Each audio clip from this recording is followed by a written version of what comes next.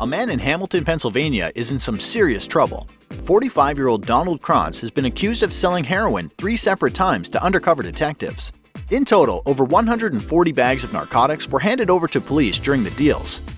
All 3 exchanges were carried out at Krantz's place of employment, the local Jiffy Car Wash located in nearby Morrisville.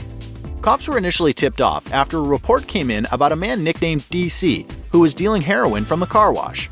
A sting operation was quickly set up. On October 26th, investigators purchased 41 bags of heroin. Less than a week later, cops bought another 50 baggies. The final deal went down on November 4th. After an additional 50 bags were handed over, Krantz was placed into cuffs right at the car wash. Krantz is now facing a mandatory 2 years behind bars, but he will most likely face even more jail time due to his past criminal record. His bail has been set at $150,000. On top of the 141 bags sold, during the arrest, law enforcement authorities also seized extra bags of heroin which Krantz had been carrying.